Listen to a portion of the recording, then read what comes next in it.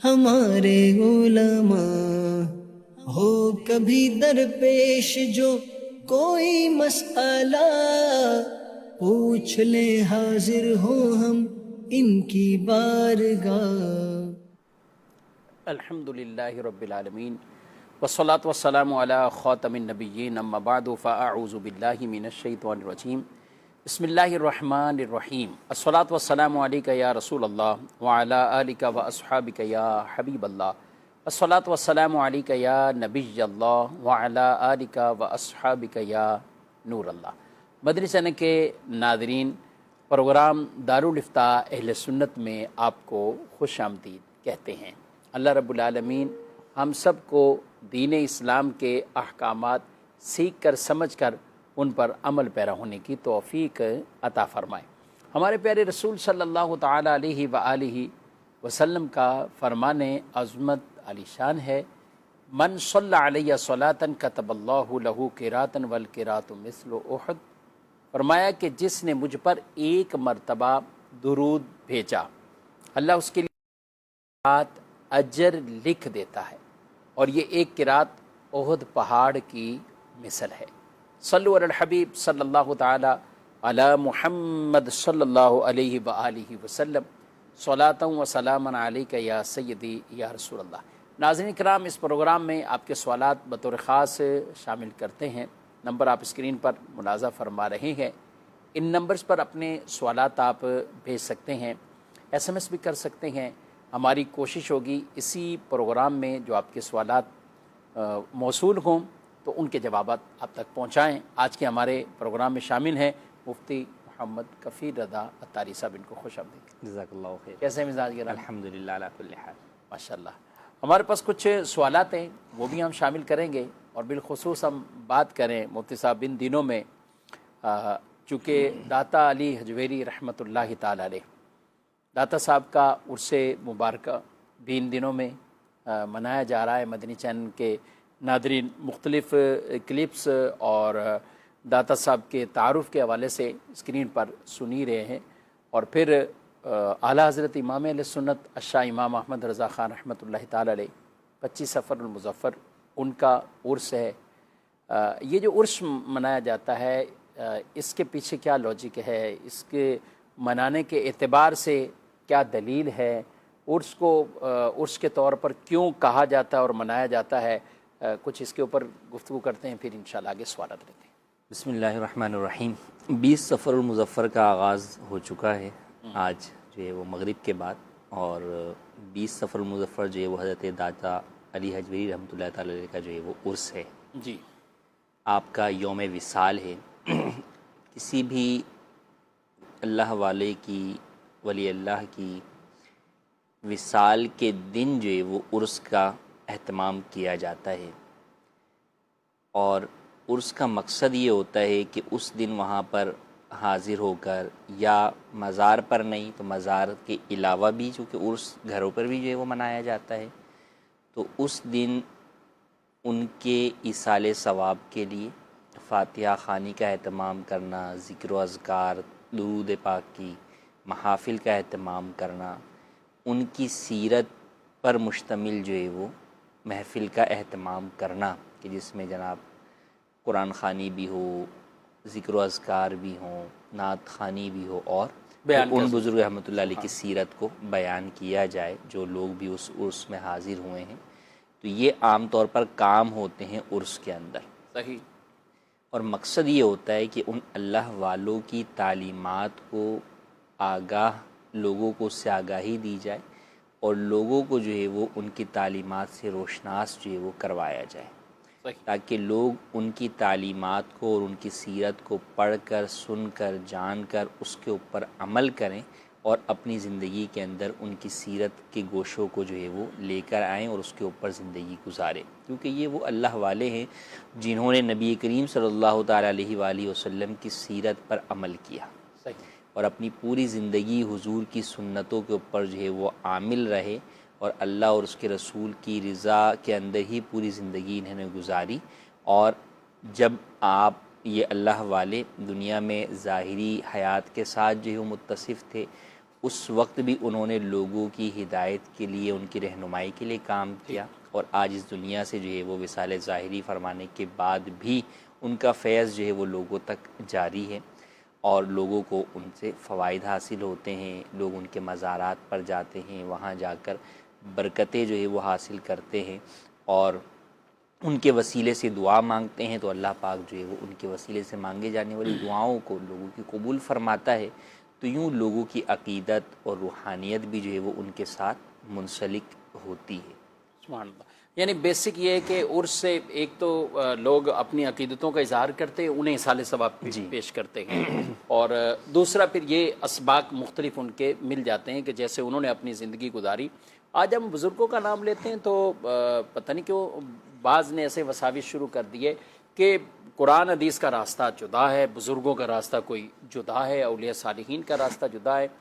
हालांकि कुरान पाक में अगर हम पढ़ते हैं तो सूरह फातिहा हर कोई पढ़ता है जी, और अल्लाह से दुआ मांगते हैं, इहदिनस सिरातल मुस्तकीम, सीधे रास्ते की तरफ हमें अल्लाह चलाए, उसकी हिदायत अता फरमाए, चलना नसीब फरमाए। अब ये जो सीधा रास्ता सिरात मुस्तकीम की जो तफसीर ख़ुद कुरान ने ही बयान कर दी, सिरातल लज़ीना अनअमता अलैहिम, जी, उन लोगों का रास्ता जिन पर अल्लाह तेरे इनामात हैं, जिन पर तूने इनामात किए, उनके रास्ते पर हमें चलने की तौफीक अता फरमा। अब ये कौन है इनाम याफ्ता? कुरान में इसे भी बयान किया, फ़उलाइका मअल्लज़ीना अनअमल्लाहु अलैहिम मिनन नबिय्यीना वस्सिद्दीक़ीना वश्शुहदाኢ वस्सालिहीन।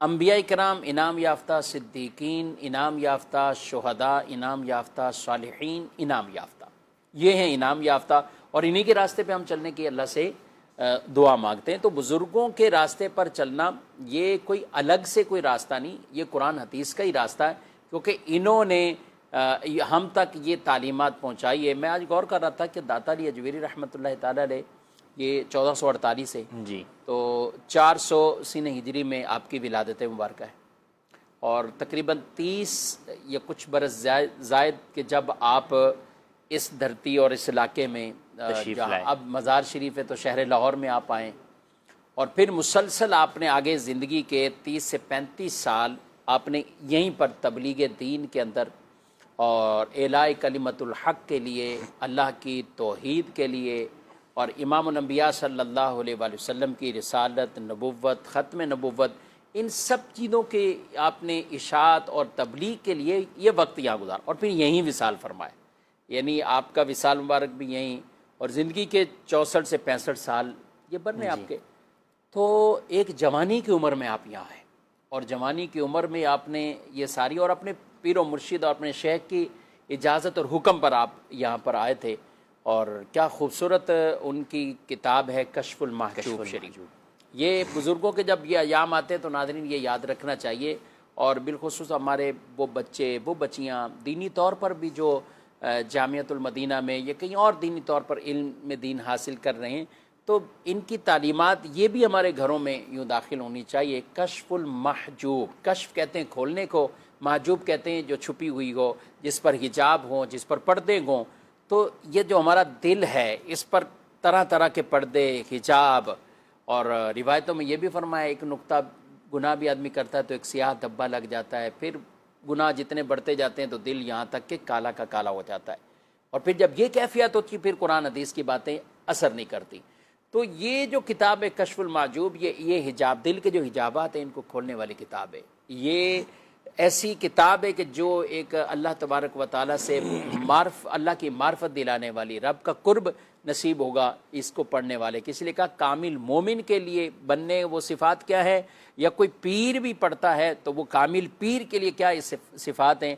तो ये दाता अली अजमेरी रहमतुल्लाह ताला अलैह की किताब कश्फुल महजूब, वैसे तो बेसिक फ़ारसी में है लेकिन उर्दू के अंदर इसके तराजिम है, और वो आप पढ़िए तो इंशाअल्लाह ये भी इल्म दीन भी सीखने को मिलेगा, और जो एक बातनी इस्लाह है वो भी इंशाअल्लाह इसके अंदर इसका बहुत ज़्यादा सामान है। तो खूब इसाले सवाब करें दाता अली अजमेरी रहमतुल्लाह ताला अलैह को।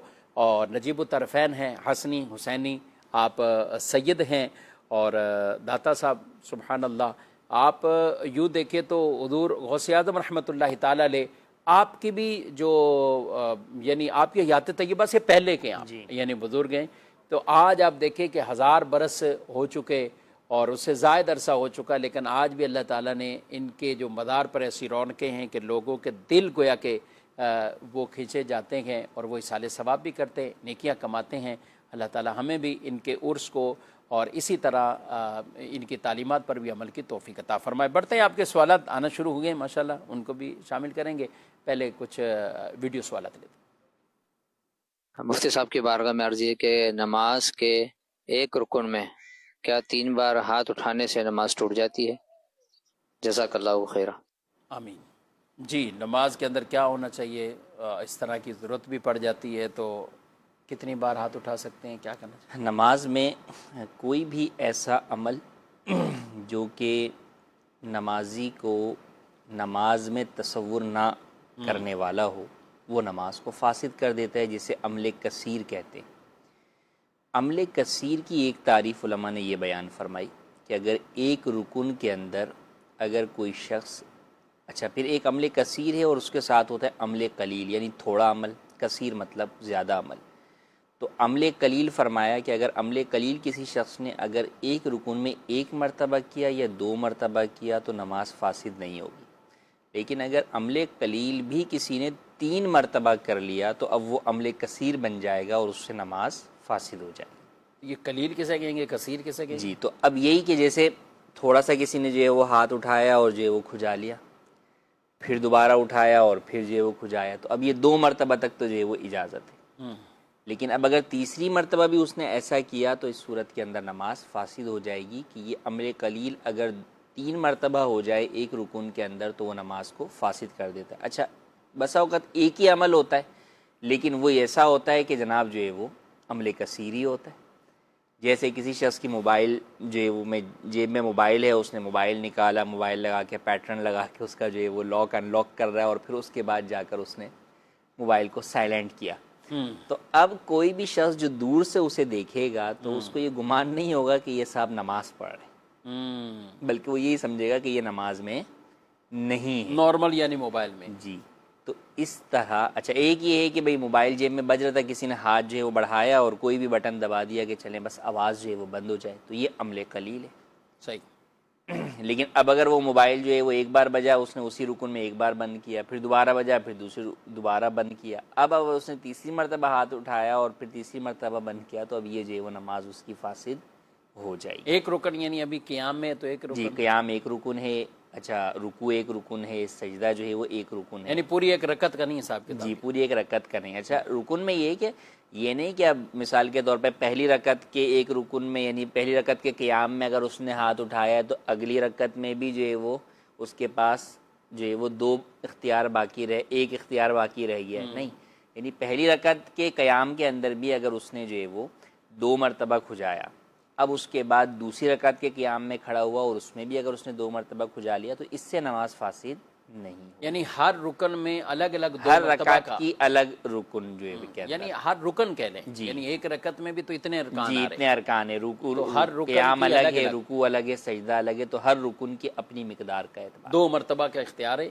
और तीसरी मरतबा अगर करेंगे तो नमाज फासिद हो जाएगी। ठीक है, तो करना क्या चाहिए भाई? तीसरी मरतबा भी ज़रूरत हो रही है, ऐसी हाजत हो रही है बाज़ औक़ात, और कुछ लोगों को छींक आती है जी, चलें छींक आए तो क्या करना चाहिए? नमाज में छींक आए तो इसकी क्या रोकथाम के लिए क्या करें? इमाम को भी आती है छींक, इमाम भी इंसान है। अच्छा, इमाम की छींक चूँकि वो माइक भी लगा हुआ इतना करीब, तो ये जो छींक होती है ये तो ऐसा लगता है पूरे मुक्तदियों ने मिल के छींक लगाई है ना, यानी इमाम को दायरे छींक माइक है, तो क्या इमाम को इतनी गुंजाइश बनती है कि छींक के वक्त माइक हटा दें या क्या करें? आप क्या कहते हैं? वरना शोर बहुत हो जाता है। जी, देखिए कोई भी ऐसा अमल जो इस्लाह नमाज के लिए किया जाए और अमल कलील के तौर पर जो है वो आपने किया है तो उससे नमाज फासिद नहीं होगी। तो अगर इमाम ने जो है वो उस रुकन में कोई अमल कलील नहीं किया, ये 1 मरतबा किया है तो ठीक है, दूसरी मरतबा वो उसे जो है वो हल्का सा हटा सकता है। लेकिन अगर वो 2 मरतबा पहले अमल कलील उसी रुकन में कर चुका है तो अब बहरहाल जो है वो मज़ीद जो है वो कोई भी ऐसा अमल नहीं कर सकता। अगर मज़ीद ऐसा अमल कोई भी करेगा, अगरचे वो छींक की आवाज़ को कम करने के लिए करे, तो उसकी नमाज फासिद हो जाएगी। इसी तरह मुक्तदी भी है या मुनफरिद नमाज़ पढ़ने वाला भी है, तो अगर वो उस एक रुकन के अंदर 2 मरतबा अमले कलील कर चुका है, तो अब अगर छींक आ रही है या जमाई आ रही है तो अब वो उसको रोकने के लिए अपना हाथ जो है वो इस्तेमाल नहीं करेगा। अगर करेगा तो उसकी नमाज फासिद हो जाएगी। ठीक, यानी होगा वही कि जितनी जितनी रुख्सत है उस एतबार से। अच्छा जी, सवालात हैं। अच्छा, ये तो चले एक ज़िमनी सवाल, 2 मरतबा की आपने इजाज़त तो दे दी कि 2 मरतबा से नमाज फासिल है, तो बिला ज़रूरत ही क्या लाजमी हर रुकन में 2-2 मरतबा ये ऑप्शन इस्तेमाल करें? ये तो ज़रूरत के मुताबिक ही, बिला ज़रूरत अमले कलील करना भी मकरूह तंज़ीही है। नमाज में जो है वो कराहत आई है, यानी तो नमाज के अंदर खुशू खुजू होना चाहिए, और खुशू खुजू जब होगा तो उस सूरत के अंदर इंसान की तवज्जो नमाज की तरफ होगी। तो बस का शैतान ही जो है वो ये मुख्तलिफ़ वसवसे वगैरह जो है वो डालता है, जिसकी वजह से इंसान को बस औक़ात जहाँ ख़ारिश नहीं भी हो रही थी वहाँ भी खुजाना शुरू कर देता है। अच्छा, फिर थोड़ा सा कंट्रोल कर सकता से खेलने पर मुज़म्मत ममानत इसकी फरमाई। अब उसमें ये होता है कि बस औक़ात इंसान थोड़ा सा तवज्जो हटाए उस तरफ से या सब्र कर ले तो थोड़ी देर के अंदर वो चीज़ जो है वो ठीक हो जाती है। जैसे इसका आप यूँ अंदाज़ा बाज़ लोगों को हो सकता है कि जब कोई शख्स इनफरादी तौर पर नमाज अदा कर रहा होता है उसमें वो कितना जो है वो ये इस तरह की चीज़ों में मुब्तला हो जाता है, लेकिन जब वो इमाम बनता है तो आम तौर पे ख़ुद ही फितरी तौर पे एक तरीके से मनसब इमामत की भी जो है वो ज़िम्मेदारी होती है, और एक ये होता है कि भाई पीछे सारी कौम देख रही है, तो यूँ भी होता है कि उस वक्त जो है वो सारी तवज्जो उस चीज़ों की तरफ से हट जाती है। तो तवज्जो पर बात है कि नमाज में ख़ुद कितनी तवज्जो है। सही, तो नमाज में तवज्जो रखें, इन चीज़ों से जो है वो अपने आप को बचाएं, और ऐसी चीज़ जो आपको मालूम है कि नमाज में मुझे खलल डालेगी तो नमाज से पहले हत्तल इम्कान उसको अपने से दूर कर लें, कि कोई भी ऐसी चीज़ जो नमाज के खुशू खुजू में खलल डालने वाली हो उसको नमाज से पहले ही अपने आप से दूर कर लेना चाहिए। सवाल है कि अगर किसी औरत ने दुपट्टा भूलकर उल्टा पहन लिया था, ओढ़ लिया था, तो क्या उसकी नमाज हो जाएगी? उल्टा लिबास या उल्टा दुपट्टा पहनकर नमाज पढ़ना मकरूह तंज़ीही है, नमाज तो हो जाएगी, अलबत्ता बचना बेहतर है। फिर दुपट्टे के अंदर बस औक़ात ये होता है कि सीधा उल्टा आमतौर पे इतना पता नहीं चल रहा होता, बाज़ दुपट्टों में ऐसा होता है, तो उनमें तो हरज ही नहीं है। हाँ, बाज़ दोनों तरफ चलता है, दोनों तरफ जो है वो चलता है, या इतना बारीक काम हुआ हुआ है कि बहुत ज़्यादा गौर से देखने में तो पता चलेगा, और नॉर्मल कोई देखेगा तो उससे पता नहीं चलेगा कि दुपट्टा उल्टा पहनी हुई है। लेकिन बाज़ ऐसे दुपट्टे होते हैं जिनमें वाकई ऐसा काम है कि अब जब उन्होंने उल्टा पहना है तो फिर जो है वो हर कोई टोकेगा कि भाई उल्टा क्यों जो है वो पहना, भद्दापन नजर आता है या उसमें। तो उस सूरत के अंदर नमाज पढ़ना मकरूह तंज़ीही है, लेकिन नमाज बहरहाल हो जाएगी, लौटाना वाजिब नहीं है।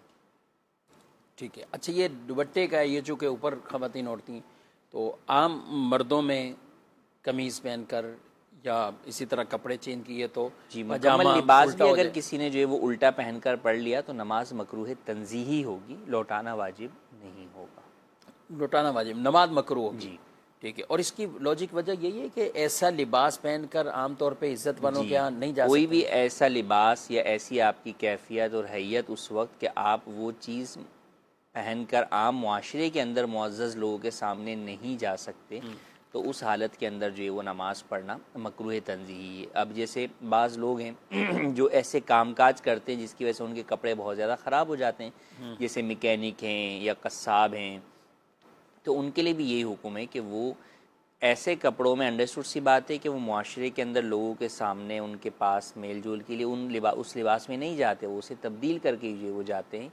तो इस तरह जो सबसे मुअज़्ज़ज़ तरीन बारगाह है अल्लाह रब्बुल आलमीन की बारगाह, तो वहाँ भी उस लिबास में नहीं जाना चाहिए। अच्छा लिबास रखें, काम पर नमाज तो पढ़नी है, ये नहीं है कि नमाज छोड़ देनी है, लेकिन आप लिबास दूसरा पहने रखें अपने पास कि नमाज के लिए आप चेंज करें और नमाज पढ़ें, और फिर वापस आके आप भले अपना दोबारा वही वाला काम काज वाले लिबास पढ़ें। एक मरतबा कहीं नमाज का वक्त हुआ तो हमने नमाज पढ़ी, तो अब वो जो साथी था, जो साथी नमाज पढ़े, तो रुकू में जैसे ही गए तो मैं तो डर गया, क्योंकि आदमी जब दायरे यहाँ भी हैं तो इर्द गिर्द नज़र तो एक जा रही है ना कि कुछ ना कुछ, और रुकू में जाते हैं तो पता तो चल रहा होता है कि साथ वाले के पाँव तो नज़र आ रहे हैं, कपड़े भी नज़र आ रहे होते हैं, तो वो रेड ही रेड, मैंने कहा ये ऐसा लग रहा है जैसे खूने क्या है, ये रेड रेड सारे।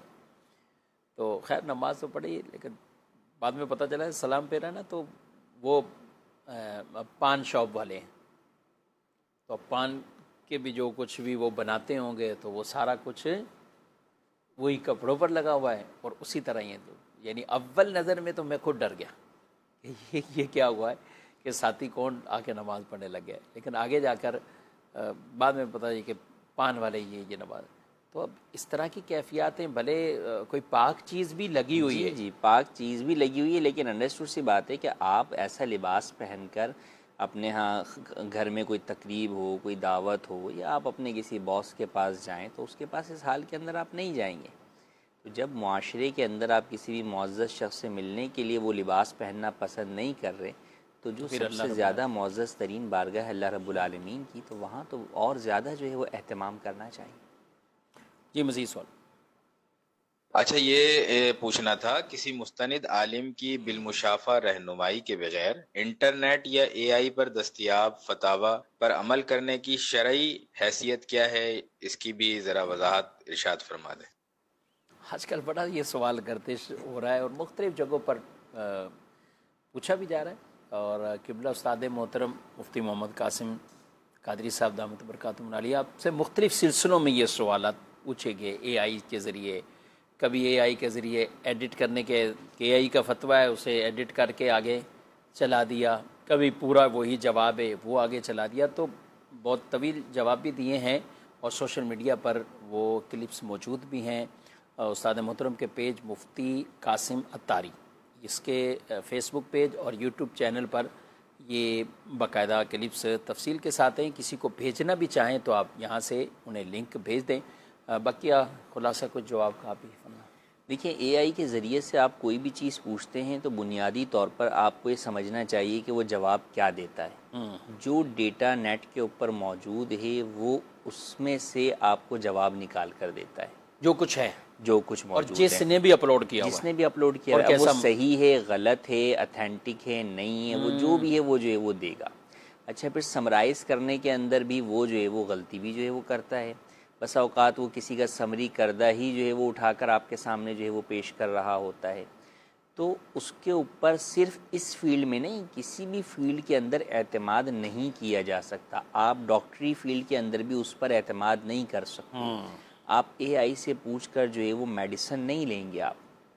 लेकिन अब तो लोग ले रहे हैं, अब तो पूछ भी रहे हैं। देखिए, वो ले रहे हैं तो उसका नुकसान भी तो हो रहा है ना। वो जो ले रहे हैं तो वो तो फिर जब वो केस बिगड़ता है तो फिर पता चलता है, डॉक्टर के पास जाते हैं तो वो फिर बताता है, तो उसके नुकसानात भी जो है वो हो रहे हैं। तो बात ये है कि वो तो अपने अंदर फीड करदा जो है वो मवाद दे रहा है। अच्छा, फिर कई उसमें ये चीज़ें हैं कि आप उससे जो अपने मतलब जो चीज़ आप पूछना चाहेंगे वो आपको उसका जवाब देगा। अगर आप ये कहेंगे कि नहीं जनाब मुझे ये वाला जवाब नहीं चाहिए, मुझे इसके मुकाबले में दूसरे जवाबात चाहिए जो मैं चाहता हूँ, सही, तो वो आपको वो जवाबात देना उस चीज़ के जो वो शुरू कर देगा। मिसाल वो आप यही बोलेंगे भाई ये चीज़ हलाल है, तो वो आपको बताएगा कि भाई फ़र्स्ट आपको बताएगा कि नहीं ये चीज़ हराम है।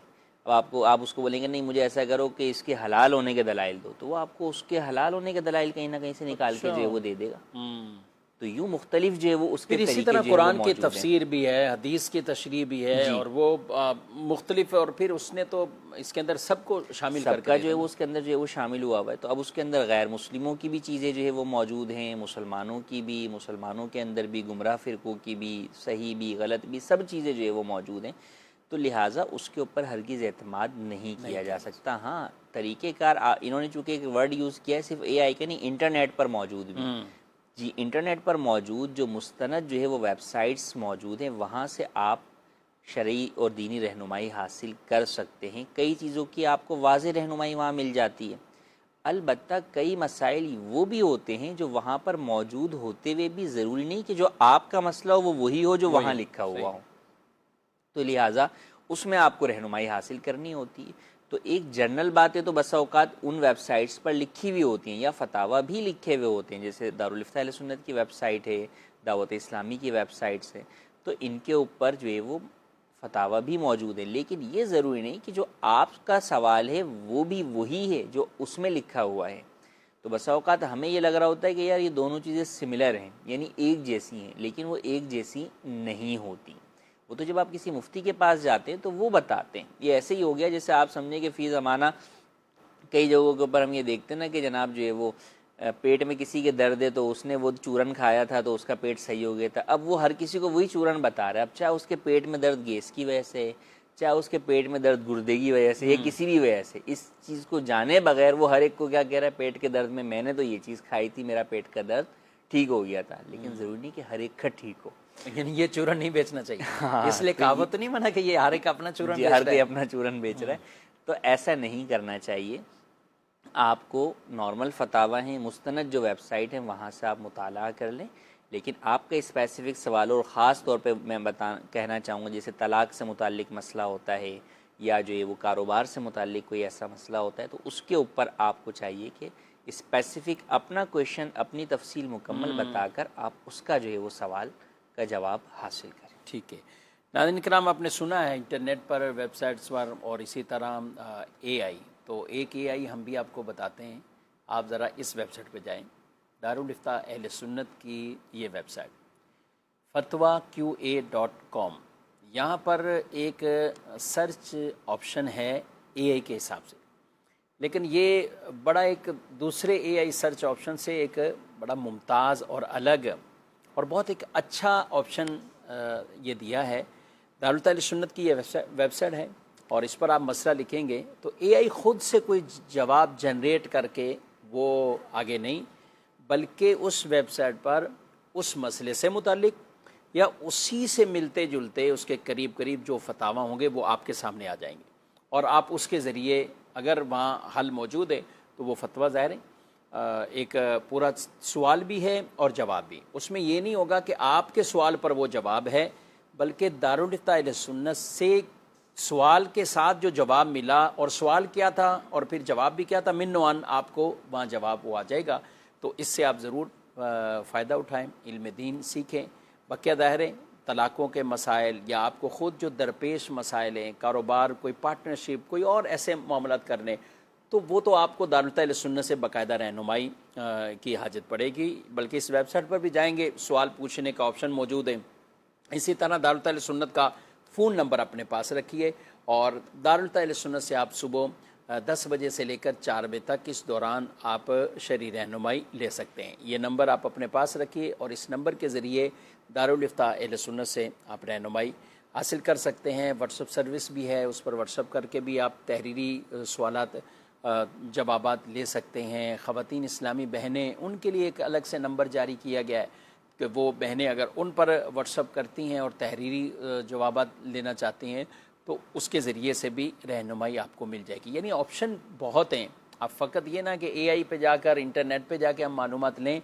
हम सब के लिए अल्हम्दुलिल्लाह दावत इस्लामी के इस डिपार्ट ने और दावत इस्लामी के इस शोबा ने, दारुल इफ्ता अहले सुन्नत ने मुख्तलिफ़ ये जहतों से ये ऑप्शन दिए हुए हैं कि हम रहनुमाई भी हासिल करें, और दुरुस्त इंशाअल्लाह आपको रहनुमाई मिलेगी। तहरीरी तौर पर फतावाजात भी आपको मौसूल होंगे, जैसा कि आप ये नंबर मुलाहज़ा कर रहे हैं। बिलखुसूस हमारी बहनें, ख़वातीन, इस नंबर को अपने पास सेव रखें, और इसके ज़रिए से, ये एक शोबे का नंबर है, डिपार्ट का है, इस पर कॉल नहीं की जाती।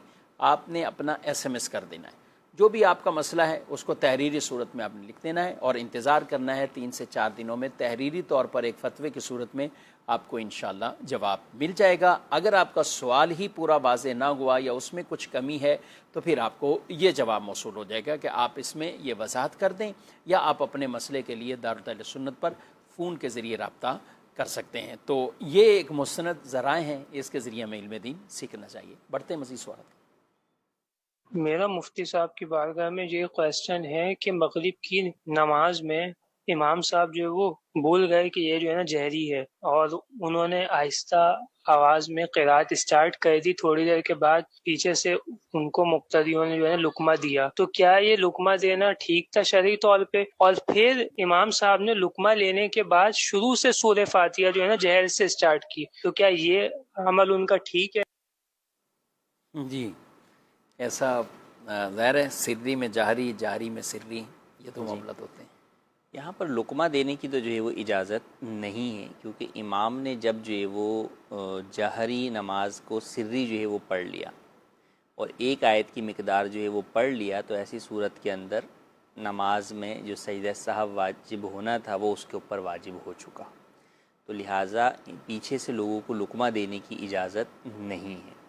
हाँ, इमाम को ख़ुद से अगर जो है वो याद आ जाता और इमाम फिर जो है वो पीछे से जो है वो पढ़ते, तो अगर उन्होंने सूरह फ़ातिहा जो है वो अक्सर जो है वो नहीं पढ़ी और फिर उन्होंने शुरू से जो है वो दोबारा जो है वो बुलंद आवाज़ से पढ़ लिया, तो ऐसी सूरत में जो सजदा सहव लाजिम हुआ था वो साकित हो जाएगा। लेकिन अगर उन्होंने अक्सर जो है वो सूरह फ़ातिहा पढ़ ली थी और फिर उसके बाद जो है वो उन्होंने दोबारा अगरचे शुरू से पढ़ी, तो सजदा सहव लाजिम हो चुका था और फिर पीछे से सजदा सहव लाजिम होने के बाद जो लुकमा दिया इमाम ने, वो लुकमा लिया, तो सब की नमाज़ फासिद हो जाएगी। इस सूरत के अंदर क्या करेंगे? अब नमाज को दोबारा पढ़ना हो, नमाज को दोबारा पढ़ेंगे। मज़ीद सवाल?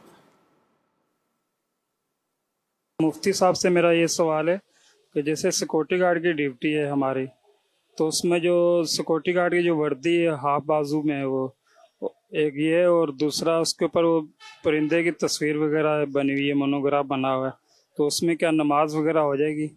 इसका जवाब इरशाद फरमा दीजिएगा, जज़ाकल्लाह। जी, हाफ आस्तीन है और परिंदों की तस्वीरें हैं, दोनों की रहनुमाई फरमा दें। हाफ आस्तीन की हमें तो नमाज़ पढ़ना जो है वो जायज़ है, मकरूह तंज़ीही है उन लोगों के लिए जो कि ऐसा लिबास पहन कर जो है वो दुनिया के अंदर भी मुअज़्ज़ज़ लोगों के सामने नहीं जानते। लेकिन जो सिक्योरिटी गार्ड्स वगैरह हैं वो आम तौर पर जिनकी सिक्योरिटी वगैरह के साथ लिए भी उनके साथ भी होते हैं, उनके पास भी वो वही लिबास पहनते हैं, आम तौर पे भी जो है वो वही पहन के जाते हैं। आम लोगों में भी ऐसा होते हैं, बाज़ लोग ऑफिस भी वही लिबास पहन कर जो है वो जाते हैं, टी शर्ट जिसे हम कहते हैं, तो उस सूरत के अंदर उनकी नमाज जो है वो हो जाएगी, कराहत भी नहीं है। दूसरा जिन्होंने कहा कि तस्वीर बनी हो, किसी भी लिबास के ऊपर अगर जानदार की तस्वीर बनी हुई है और वो तस्वीर ऐसी है कि उसका चेहरा जो है वो वाज़े है, तो ऐसी सूरत के अंदर वो लिबास पहन कर नमाज़ पढ़ना मकरूह तहरीमी है और वो नमाज जो है वो दोहराना वाजिब होगी। लेकिन कई दफ़ा ऐसा होता है कि मोनोग्राम में जो तस्वीर होती हैं वो बहुत छोटी होती हैं और उनमें जो चेहरा होता है उसकी जो है वो नकूश वाज़े नहीं हो रहे होते। तो अगर इस तरह बहुत छोटी तस्वीर है कि चेहरे के नकूश ही वाज़े नहीं हो रहे, तो इस सूरत में वो तस्वीर वाला लिबास पहन कर नमाज़ पढ़ना मकरूह तहरीमी नहीं होगा, नमाज हो जाएगी। ठीक। एक और सवाल इसी तरह है कि तस्वीर अगर सामने हो, कहीं फ्रेम वगैरह में लगी हो, तो उसमें हमें क्या करना चाहिए? जी, जानदार की तस्वीर जो है वो अगर सामने है नमाजी के या सजदे की जगह पर है और पूरे कद की तस्वीर है, तो नमाज़ पढ़ना मकरूह तहरीमी है, ऐसी नमाज वाजिबुल इआदा होगी।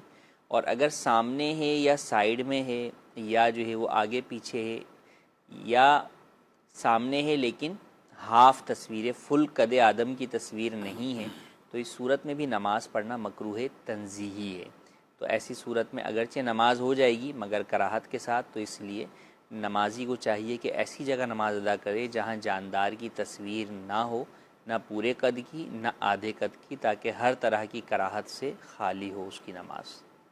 ठीक। नाज़रीन किराम, मज़ीद एक दो सवालत लेते हैं और फिर प्रोग्राम इख्तिताम की तरफ। मेरा नाम फैज़ान अत्तारी है। मेरा मुफ्ती साहब की बारगाह में सवाल अर्ज़ है, अगर कोई शख्स जानबूझकर फ़जर की नमाज़ छोड़ दे और बाद में पढ़ ले तो क्या उस पर गुनाह मुआफ़ हो जाएगा? जी, आदत बना लेना इसको। आप क्या देखिए, नमाज जो है वो जब आपने वक्त से छोड़ दी है, वक्त से हटकर पढ़ी है, वक्त गुजर गया तो नमाज क़ज़ा हो गई, तो क़ज़ा होने का गुनाह तो अपनी जगह पर है। हाँ, अब आपने उसको क़ज़ा कर लिया तो वो उसकी अदायगी तो हो गई, लेकिन वो जो वक्त से हटाकर नमाज को पढ़ा है तो उसकी वजह से जो गुनाह हुआ उसके लिए सच्ची तौबा करनी होगी अल्लाह की बारगाह में।